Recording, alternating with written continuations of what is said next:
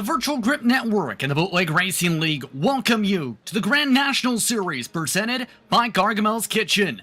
As tonight, we head to the Paperclip, iRacing's virtual Martinsville Speedway, to see how things fare out at Week 9 of the season. My name's Justin Prince. Alongside the booth tonight is Marty Sikawa with our producer Daniel Handover, as we look to see how this championship breaks on down. And Marty, it's been intriguing so far. The back and forth affairs. The past couple weeks, though, the trends have started to lean towards one direction, but you never know what can happen at your home track in Martinsville. Justin, good evening. Yes, we are talking about, indeed, the Matthew Thunhorse show. In the last two races, he has won both of those races, while J.R. Shepard did not make the podium at all in any of them. A fourth-place finish has increased the gap up to 7th position, but when you come to a track like the Paperclip of Martinsville, they call it the Half Mile of Mayhem, you never know what to expect. Pretty much expect anything and everything coming here, because you never know what could happen if a bump and run happens, if a driver spins out. Anything can happen tonight. Who knows? And it's going to be intriguing to follow along with those points with a few rounds to go, because around this time the past couple seasons, it's worth noting, Matthew Thunhorse had not been able to make the final couple races, which cost him a chance at a championship last season. This season has been his best positioning when it comes to the title race of his career in BRL Grand National Series competition. Here's a look at the racetrack for tonight. It's exact distance about half a mile, 0.53 in sim here at Martinsville. The track conditions, 71 degrees Fahrenheit, air temp 77 is the track temperature with fairly windy skies. But as you mentioned, 7 points the difference between first and second. J.R. Shepard looking to keep what has been a dominating streak and a dominating career alive and going. But Justin Moore is also within a range of either of them slip up in front. Yeah, absolutely. You know, normally we've seen it as the Shepard-Thunhorse show throughout the season, normally the top two in the standings, and that's how likely they're going to finish. But Justin Moore and Kenny Kibbe, they're always threats to watch out for. Keep an eye out on them. Perhaps remember last season when we went here, Kenny Kibbe led all 100 of this event, so watch him closely as well. Going to be an intriguing affair tonight as the drivers are finishing the final few moments of their practice to prepare for this evening's run at Martinsville. Quickly remind you that this series is presented by Gargamel's Kitchen, a food-grade nitrous oxide provider located in Denver, Colorado, and a proud sponsor of the Bootleg Racing League. Visit their office at 2045 South Valentia Street or give them a call at 720-707-6178. Final moments of practice now coming into play as drivers have been hitting the 19/8 in terms of pace. This is the final week of action before 13 gets underway, which is making some tweaks, mind you, to this car. But before then, it's time to see how the damage will be handled by some here at the Paperclip. On the pole tonight with the inversion, it's Donnie Moore in the 26. He'll start alongside Adam Shane in his 79. Then it's Ruben Altis in row 2 alongside Jason Menda. He'll be followed alongside in behind by J.R. Shepard and Kenny Kibbe. Morden and Thunhorse round out the top 8, full attendance amongst the top 8 finishers. Ryan Seneker starts in 9th, and rounding out the top 10 has been someone with an up-and-down campaign, a lot of downs at some points, Todd Liston. 15-car field in row number 6, Bruce Pearson and Joe Segala. In row number 7, Kurt Smith, and on the outside, James Lowe returns. And starting from the rear, returning after missing last week, Austin Belkey in the 24 returns to the series, so he'll have to make his way from the rear to the front in the 1998 DuPont 50th anniversary scheme. He's known for running those Jeff Gordon paint schemes in this series as the drivers finishing up opening parts of the pace lap. Again, 100 laps in the distance, no tire changes available, but one fast repair is available for drivers tonight. Pace of incidents, and when it comes to Martinsville, you never know. The incidents could fly. Your keys to victory tonight to stay out of said trouble and to find the checkered flag in turn. Number one is patience. You got to have a lot of patience. Yes, the car in front of you is easy to bump out of the way and move them up or maybe even spin them out. But at the same time, you got to be patient at all. Running the low line, you got to be careful, not hit the curbing at all. It is really easy to hop that curb and could send you around for a wild ride. And number 3, the cars in front of you that spin, beware of the stack-ups in case that happens. We've seen that with a lot of short track cars, from modifieds to late models. Beware of that tonight. This year, of course, Martinsville Speedway celebrating its 75th anniversary of operation. It opened in 1947. It's the only track on the current NASCAR Cup Series calendar that's hosted races every year since that series' inception. But the Grand National Series for Bootleg Racing League is all set to go. We're underway from Martinsville. Donnie Moore looking to hold serve in 1 and 2. Adam Shane looking to go around the outside. That's been a popular place for drivers to go around there from time to time if they want to cool their tires. But look at Shane. Crosses it over down low, looking for the race lead. Almost got up into the door of Moore, and Shane leads lap 1 at the stripe. Shane quickly taking the bottom away, and keep in mind when it comes to this racetrack, you lose the bottom, likely going backwards. And for Donnie Moore, just not able to shut the door quick enough down the back. Yeah, a lot like you see at normal short tracks. This one's completely different. This is a track where only the first 2 grooves of the car will be key. Any more grooves up, no way that's going to work, and you're in for a long ride and maybe even hitting that safer barrier in the corners. Top 3 have pulled away. Menda, Kibbe going at it for 4th. First of the side-by-sides, in fact, the only side-by-side at the moment. Here's a look from the bumper of Jason Menda.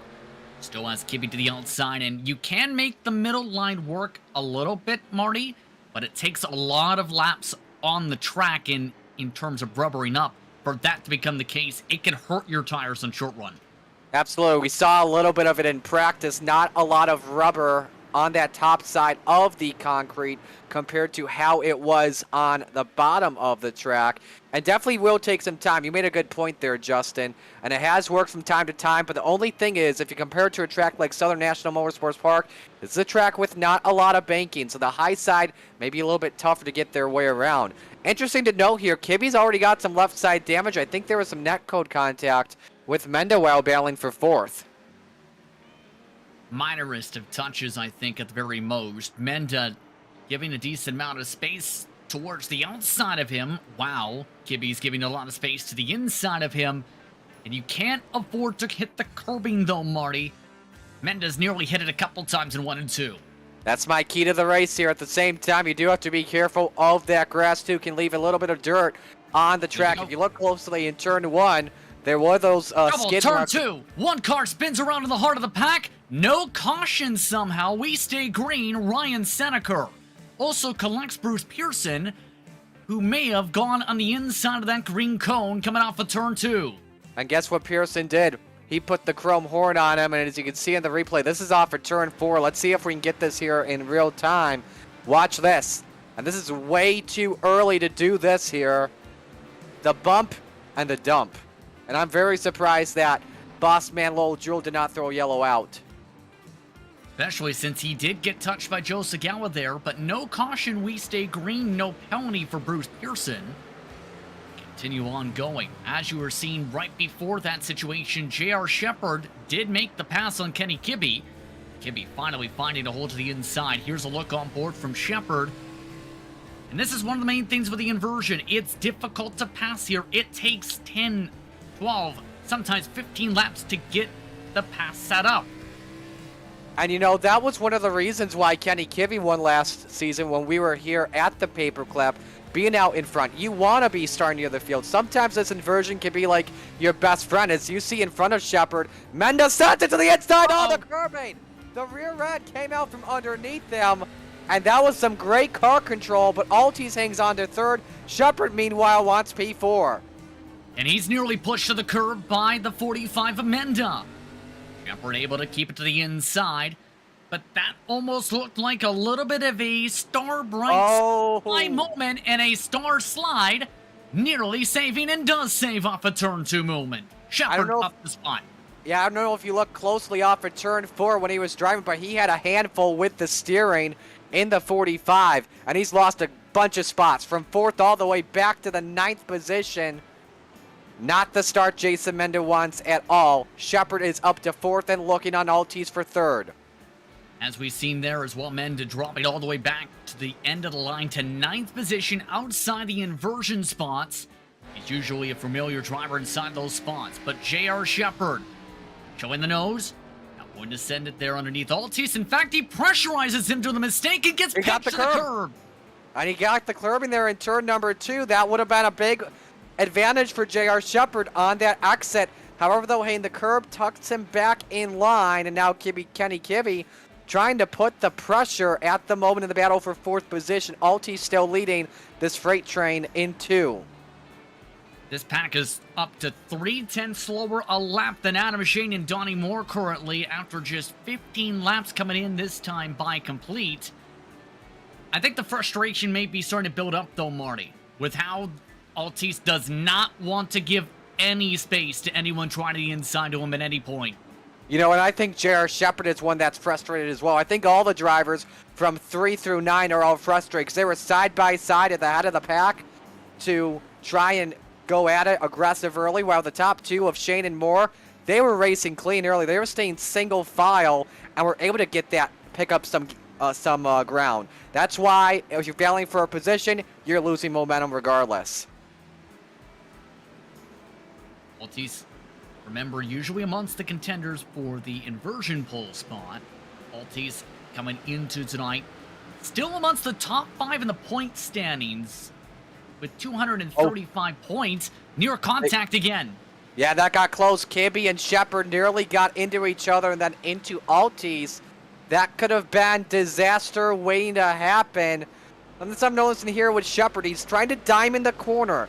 He's getting up to the middle of the groove in the center of 3 and 4, and then trying to exit down low. You see how he's doing that, trying to pick up some rubber, trying to gain some speed.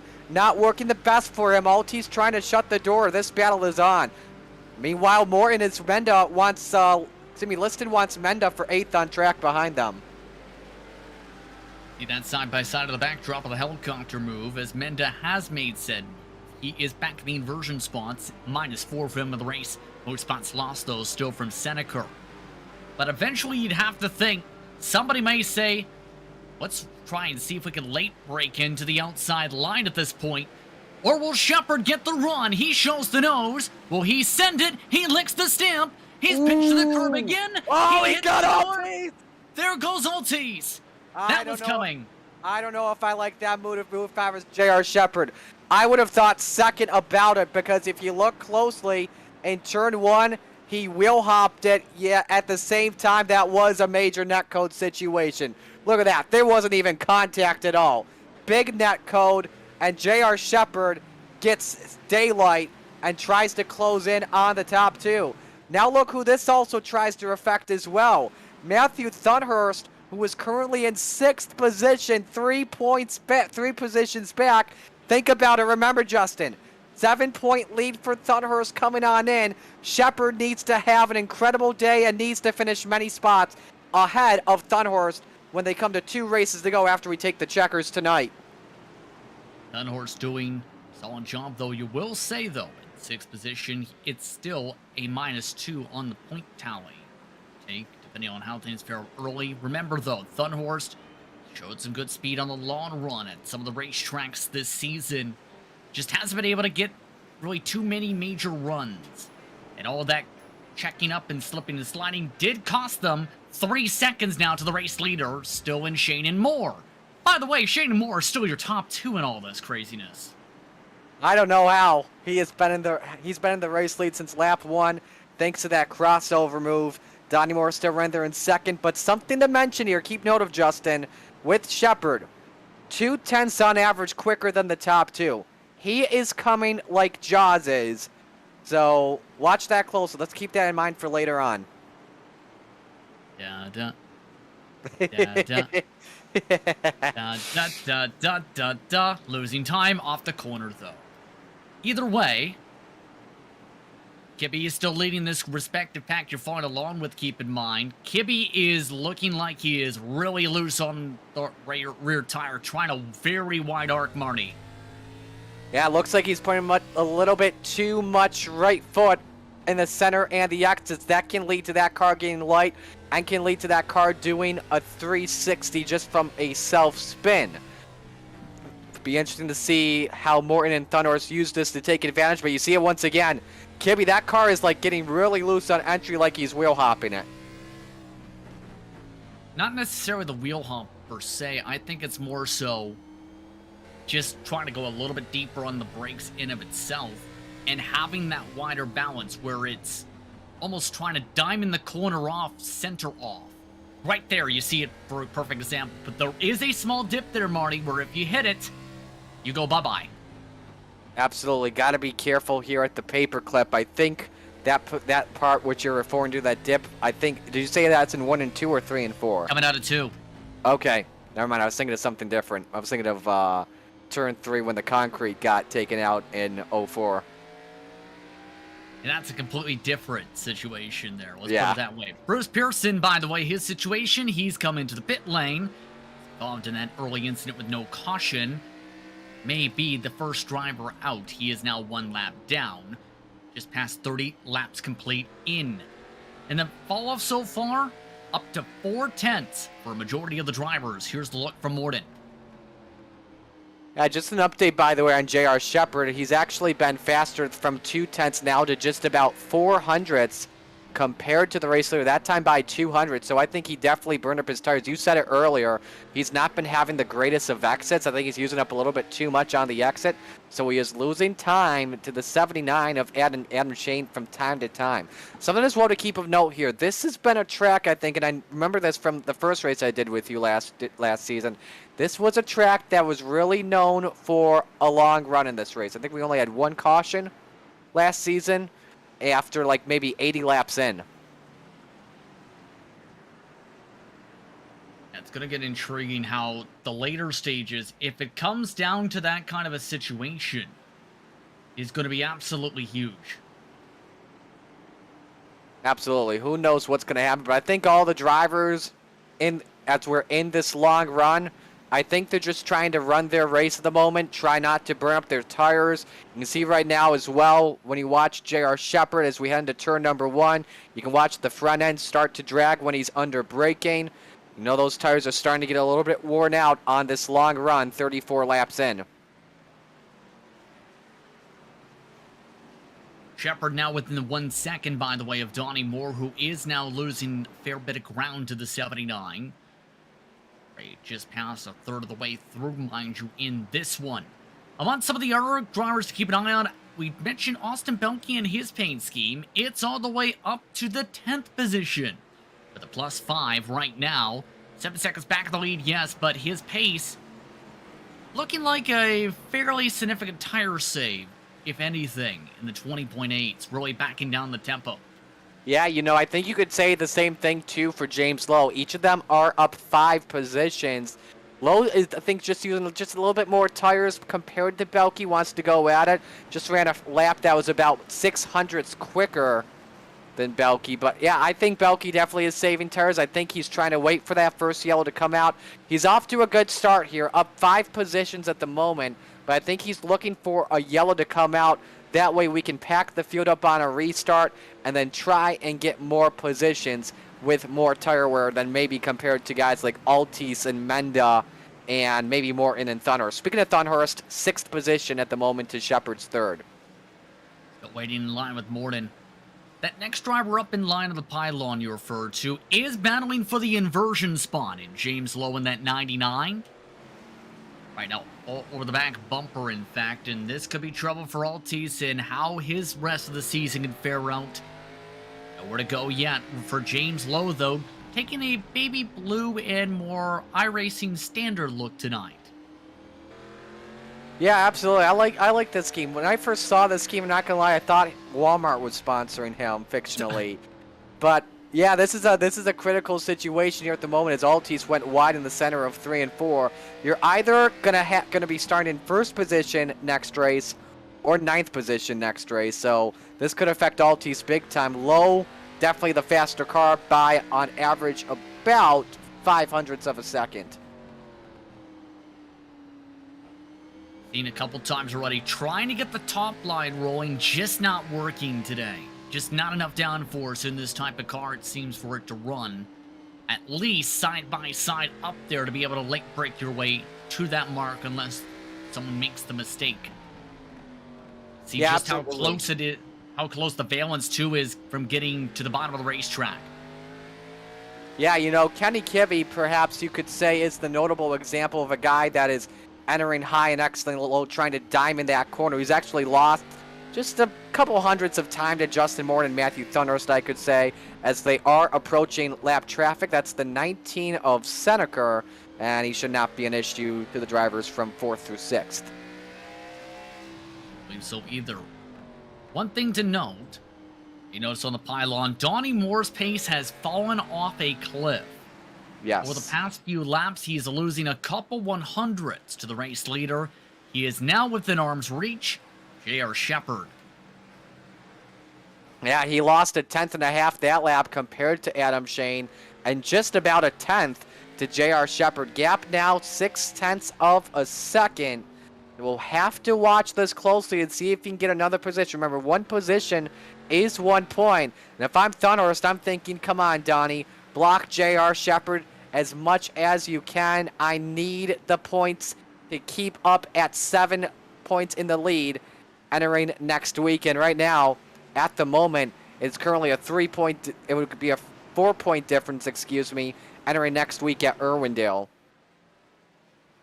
And keep in mind, for Donnie Moore, he's been someone who not only is slipping and sliding around the racetrack, is somebody looking for his first podium in years.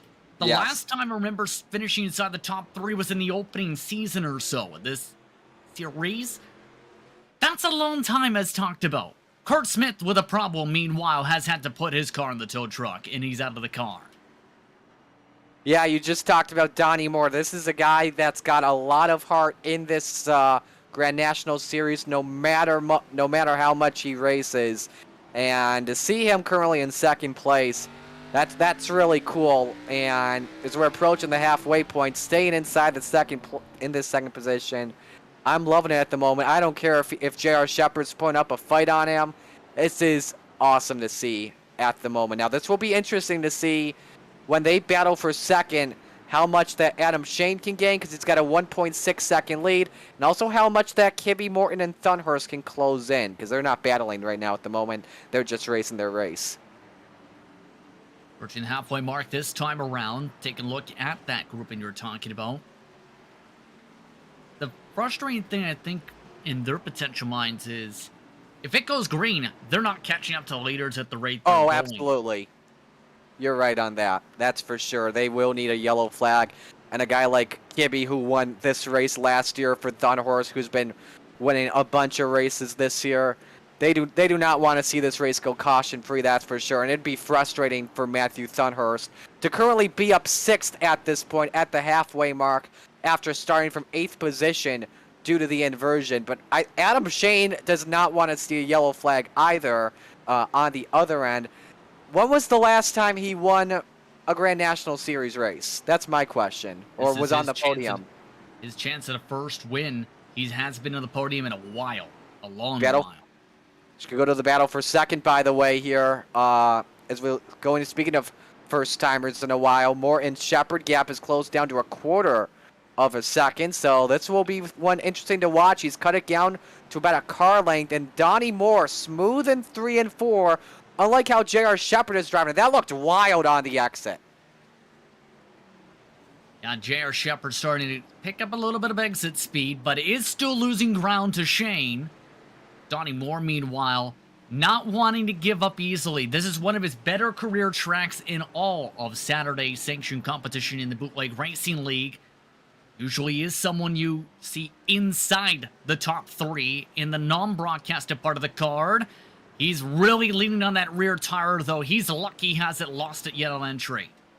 Yeah, I'm really surprised on both drivers all around, might we add. Remember, last time Shepherd was in a battle for a position, he was loose all around trying to send it for a position. I wonder if he's going to think second of it when it comes to Donnie Moore. Remember, the car he was going against earlier was Ruben Altis, and he was fighting it big time. Oh, there it is! Zagala and Liston are on the front straightaway and have tangled. Not what you want if you're Shane. Caution is out for the first time tonight as Todd Liston He's had a nightmarish season. Plenty of logos. He picked up all campaign on that car, but that time he was more than 45 degrees turned to the left into the previous corner. Joe Sagawa had already been bobbing about. This is all while Kurt Smith, prior to this, had spun out without a caution flag. This is the Kurt Smith situation. And then you have the caution that involves Liston right here with the two cars. That previous grouping. Yeah, right here, Liston just overcorrects and parks in front of the exit.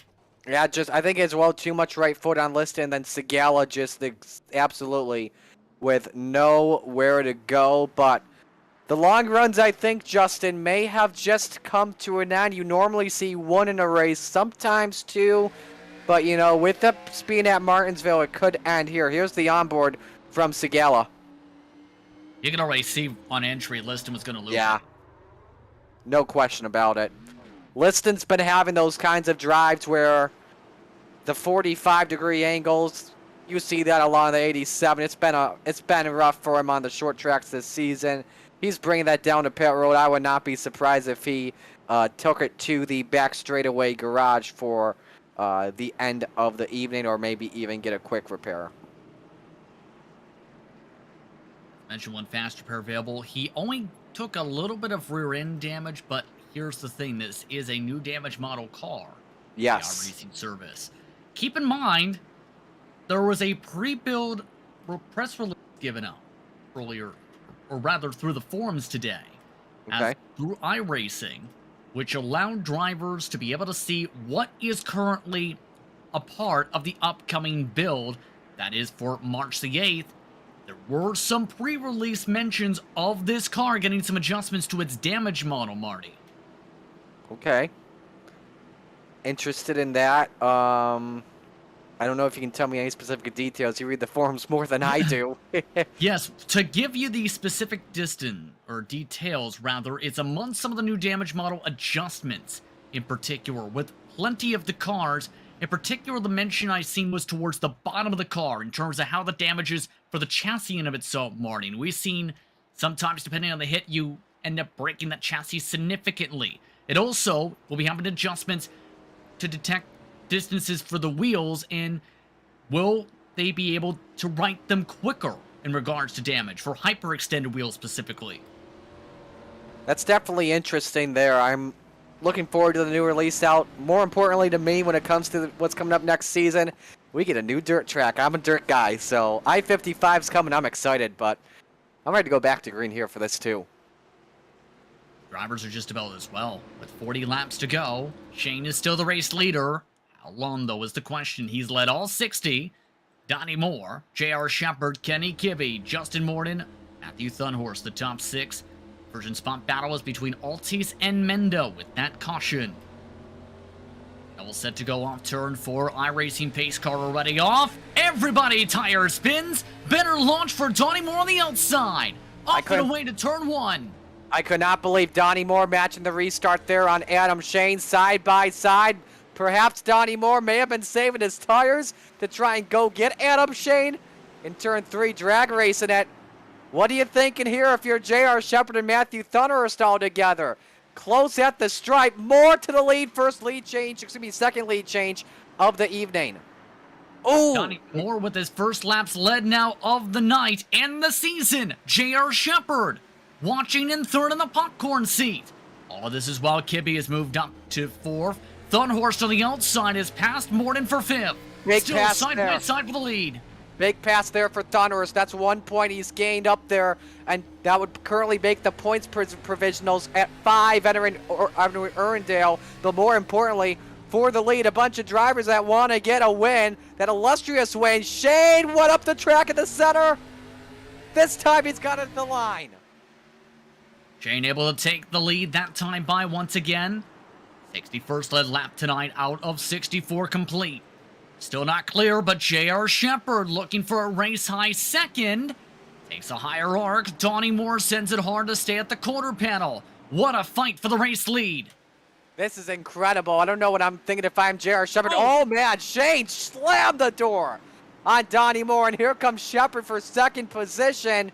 Gonna help him out big time, not what Thunhurst wants to see while he's behind Kibby, but Kibby trying to take advantage for third position. I think Moore right now is in the sucker hole at the moment. You don't want to be on the high side during a short run.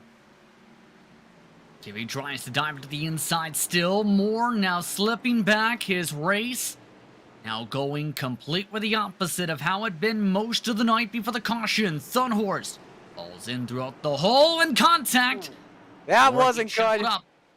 Another door slam this time. No damage off the number 8. Not sure of. Oh, Moore's got a problem. I think Moore's got a problem. He went to the bottom of the track. It seemed like he had like a tire issue or something. Justin Morton takes advantage. He wants 5th position, and I think he's got it. Oh, and now he's standing up the track. Moore has put Morton into the wall. No caution yet. We stay green as Morton pulls it off. He's got tire issues, though. Yeah, right front suspension is gone on the number 9 machine. Absolutely a brutal hit as you take a look at the replay. They were just racing each other very hard into turn number 3. And oh, wow, that's strange. It's like the car just snapped while it was battling, like the wheel hitched to the right. It seems like he had a controller issue for like a brief split second. I mean, with how hard the contact was initially, I have to think potentially the force feedback coming in as low goes low underneath Donnie Moore. Donnie Moore dropping all the way back now to a battle for 6th position as he tries to block low. Nearly gets moved out of the way. Still pinches the 99 and nearly gets turned off the corner. That was a very little lane that Lowe had because he was about to hit the curbing. Oh, so close to hopping that and creating big chaos there. So the Morton situation, 3rd in the standings coming in. He won't lose a lot of points. Donnie Moore nearly spun in front of the field now, Marty. This is getting dangerous for him. That rear tire is going away in quick. Nearly hit again by Lowe. All of the top fours ran away. Lowe showing the Martinsville Morse code at the moment. 1 bump, I'm here. 2, time to move. 3, I'm moving you. Moore almost got moved by himself, and you're right, that rear end is starting to go away from him. Question is, can he stay within the inversion spots now in the closing stages? That's going to be the biggest question mark for the drivers with 26 to go. This time around, Moore tries the very high line. That's not going to work. And there goes Moore's race. He's out of the top 7. Well, we know one glass slipper has broken. That's from Donnie Moore. But the second glass slipper, we don't know if that's going to fit yet or not. We are just about a quarter away from figuring that out. Top 4 currently have broken away from Menda and Lowe. Indeed, as you still keep an eye on that battle for about the 5th positioning on back, you see the distance. How about nearly 2 full seconds between Thunhorst and Menda now, 4th and 5th?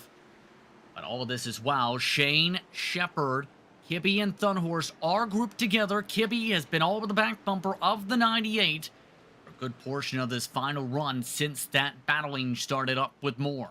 Yeah, about a lap ago, Kenny Kibby, we thought he was going to look to the inside on J.R. Shepard for the 2nd position, but he was patient and thought better of it. Now he's just trying to pressure J.R. Shepard in that rear view mirror. Right now, if you're that 98, don't even focus on what's behind you. You got to focus on Adam Shane and just hitting your marks, closing on in. Lower arc for Shepard in the corner. Seemed like a harder drive on in compared to what he's done in possibly previous laps. See that grouping right now. And the thing is, when it comes to Shane, he's been doing a very stellar job, even with the pressure and not having that cushion like he had before. Been very solid on his exit marks, been very solid on the throttle, not pushing too hard on the brakes, not hitting the valence down and bottoming it out. He's been near perfect tonight. Absolutely. He's executing what he needs to do. You don't see the complete of the front end going down compared to a car like J.R. Shepard. Even while out in front, he is conserving his tires, he's conserving his brakes, possibly lower brake pressure than he does with compared to maybe other drivers out there. And I think right now at the moment, he's even increasing the gap to Shepard. Last time by, he was 600ths faster. Gap currently a half second at the moment, and this is what Shane wants to see, but he nearly got up the racetrack, nearly washed up in 3 and 4. The Matthew Thunhorst as well, wanting to find a way around Kenny Kibbe, and we talked about the importance of points and making sure there's a buffer with a couple races to go.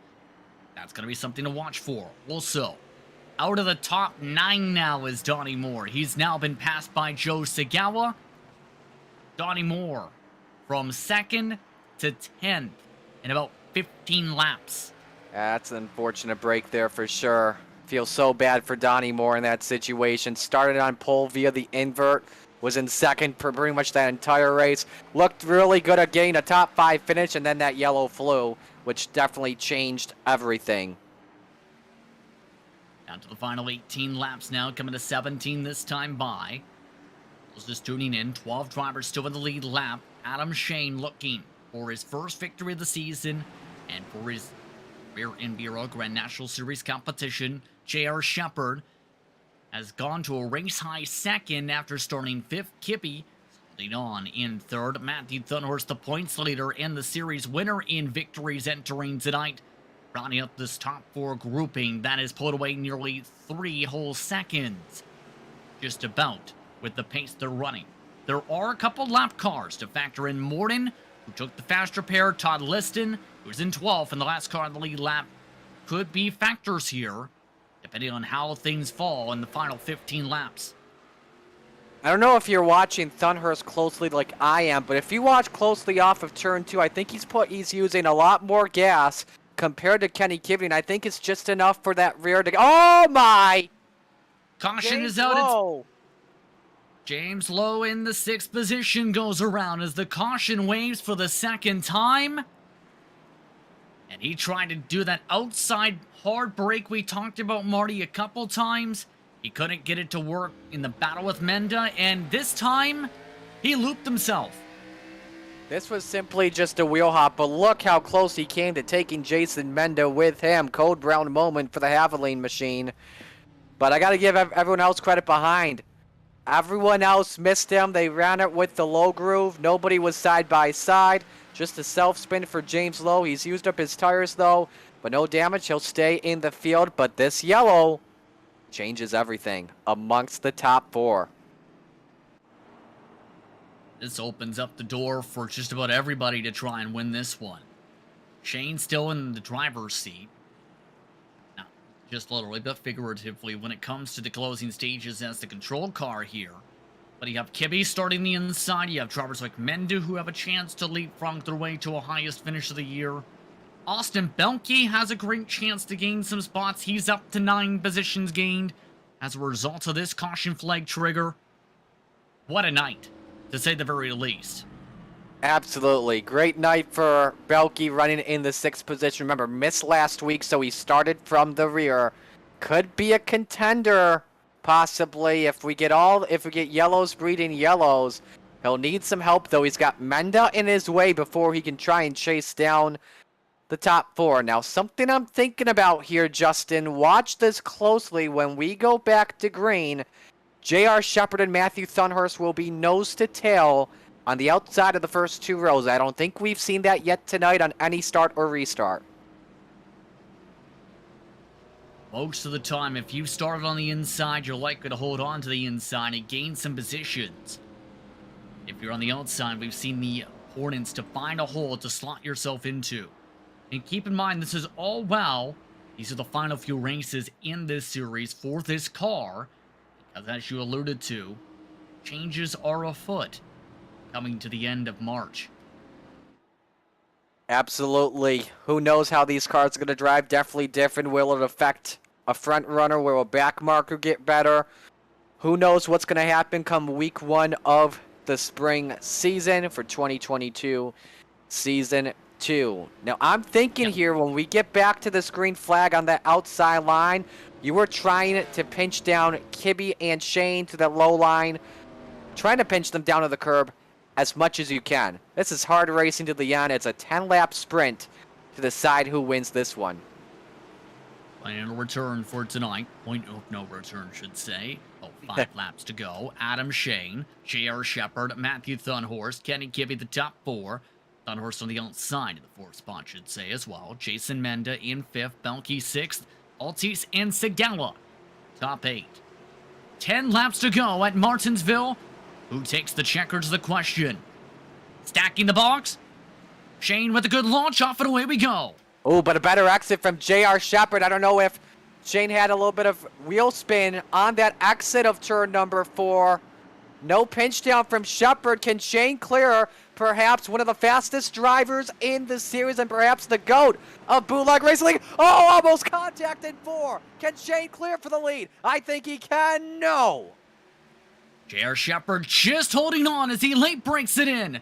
Thunhorse trying to fall on the outside. Kibbe holds on to the inside. Thunhorse forced to back off. Still side by side for the lead though, as Shepard trying to pinch the 79 again. They both almost went up the racetrack. Shepard nearly hooked Shane. Kibbe trying to get into this battle for second position. 8 laps to go. Shepard sending it in. Shane trying to drive the race of his life. Still hugging that inside hard. Shepard very close to the wall again on exit. Kibbe forced to avert to the middle line just about, nearly hitting Shane in the back end with his brake mark.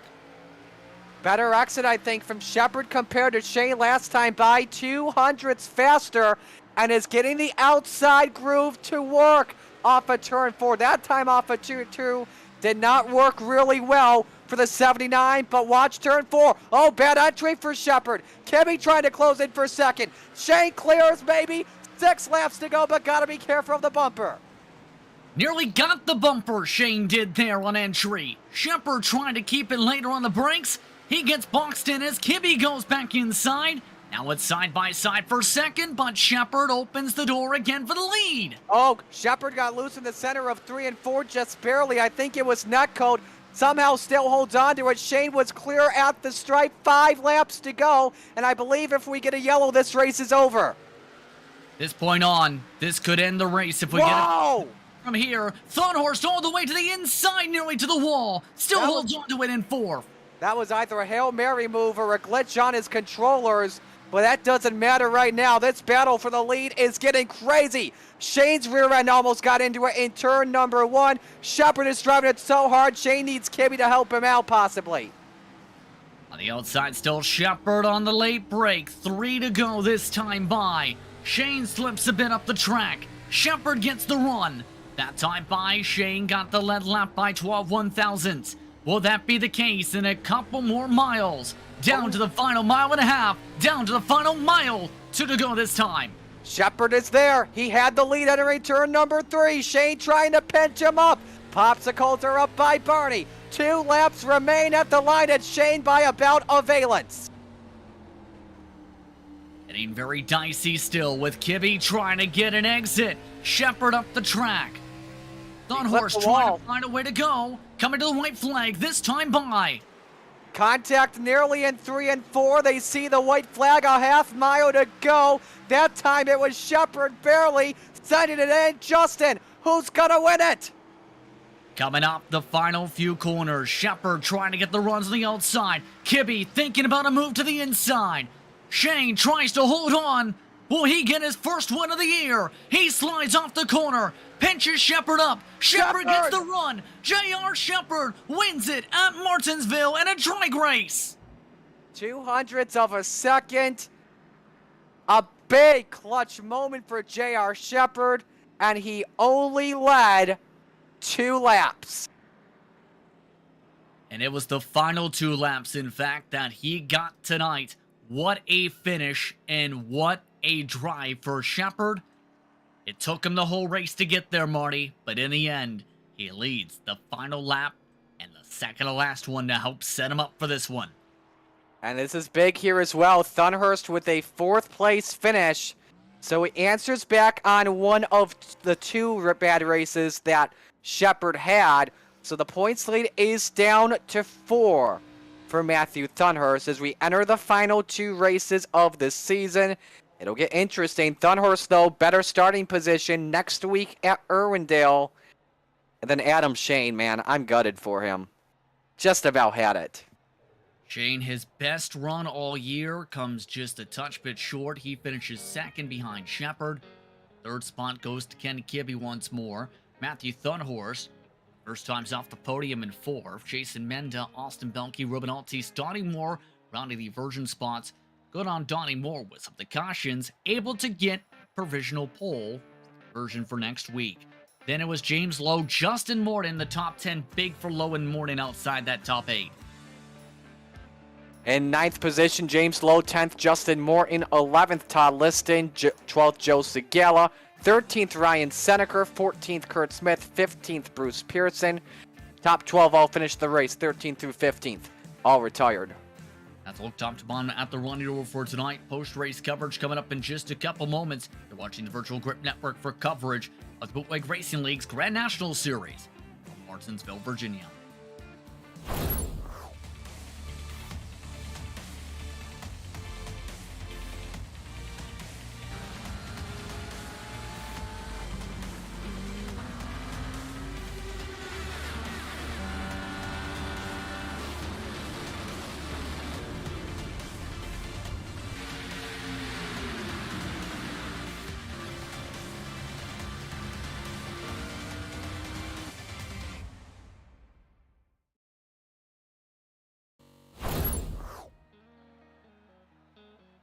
Welcome back to Martinsville for more coverage of the Bootleg Racing League's Grand National Series presented by Gargamel's Kitchen. It's time to try and speak, and we'll get said chance to speak to some of your top runners for tonight. J.R. Shepard currently in the midst, getting himself cooled down from his run to the end tonight. Let's start things off tonight with third place. Kenny Kibbe comes home in third tonight. Kenny, seemed like you're inside the top 4 grouping much of the night. How was the handling like for you? Yeah, I mean, it was better than I expected, to be honest. I had that initial start, and we were on the outside there, and I thought maybe I had a shot to clear Jason and Ruben. But if it didn't work out, which it didn't, I thought I was done for. And we kind of had to settle in there, and we went through, and I didn't think I was the greatest car on track, but I thought we were actually better off than I thought we would have been. And so yeah, we settled in there, and we got lucky with that caution, being able to stack the field back up and put us in a position to maybe get a top 3 or a win. But yeah, it was a challenge out there. These cars are tough. So what did you need to do differently, or what could have gone differently in your opinion for you to have that true shot to be able to be that one driver who attacks Shane in the end there? Well, if at the beginning, if I would have cleared Jason and Ruben on the high side on the initial start, that would have put me in a great spot, because then I could have just tried to run down those Donnie and Adam up front and kind of be on my own there.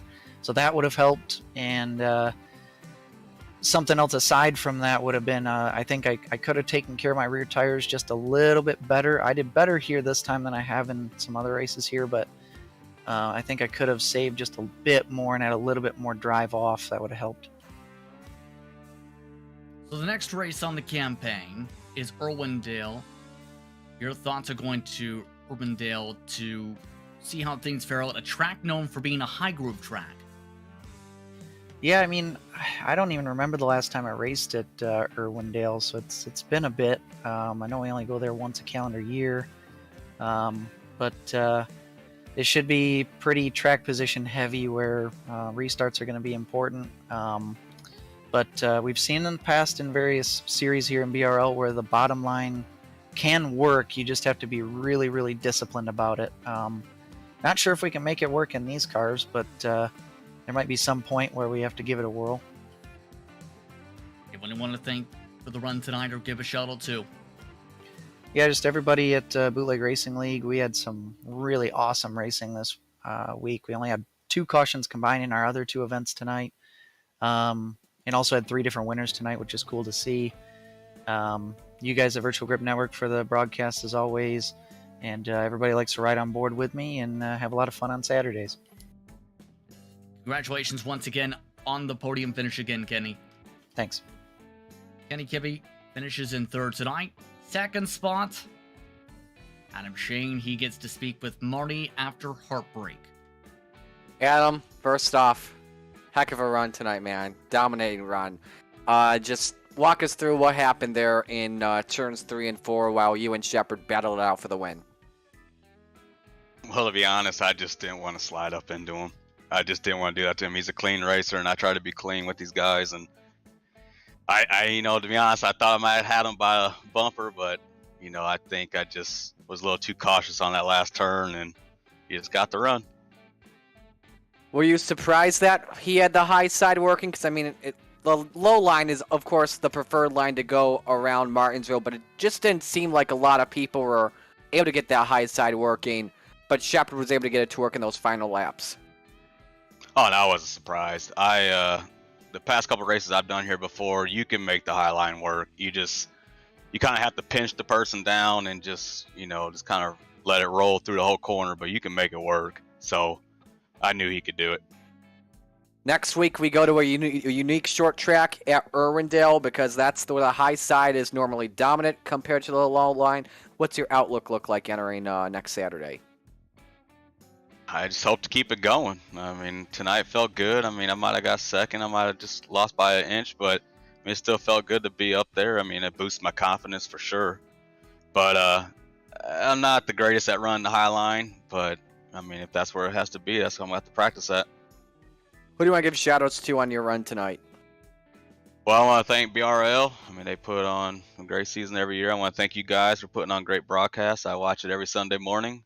And I definitely want to thank my brother and my sponsor, Gargamel's Kitchen, for helping me through this and helping BRL every week.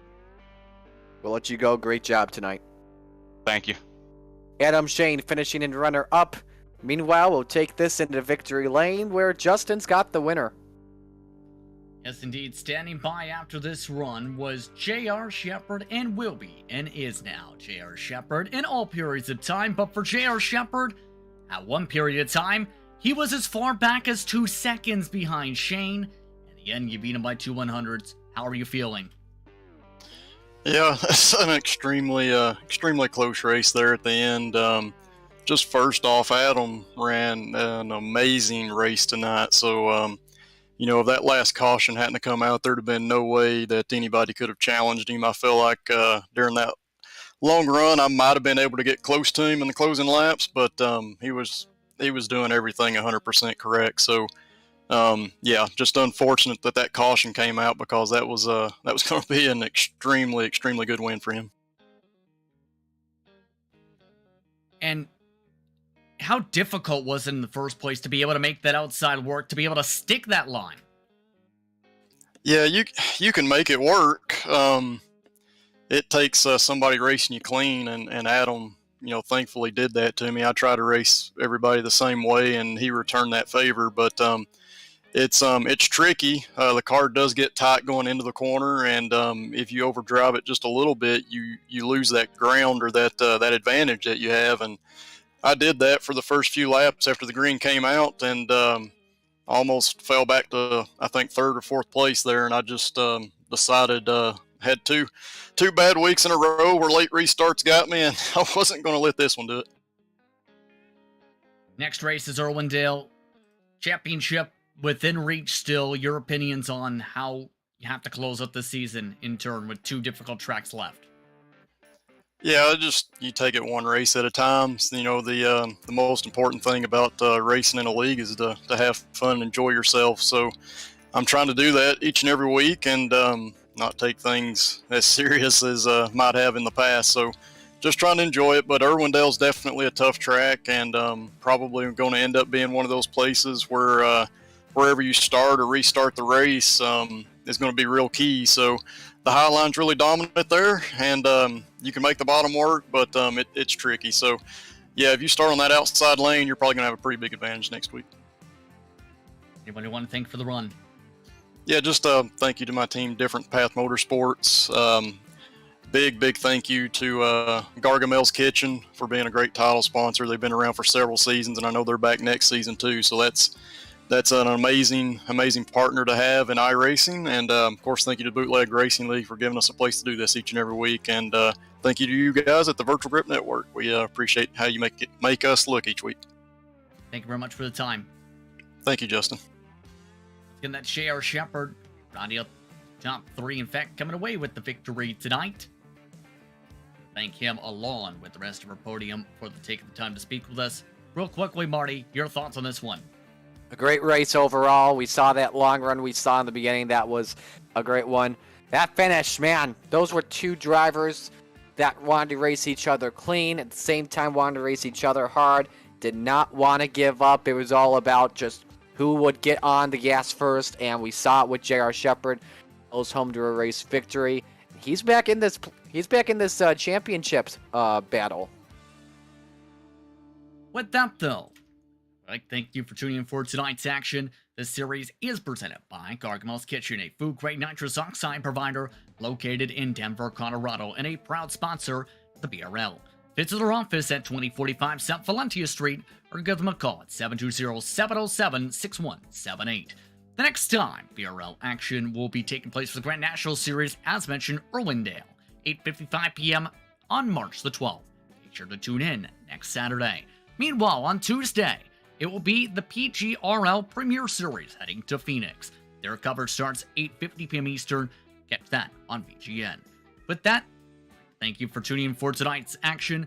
For my producer tonight, Daniel Handover, for my co-announcer, Ian Marty Sakawa, I'm Justin Prince saying so long. Enjoy the rest of your evening. You've been watching VGN. This has been a production of the Virtual Grip Network.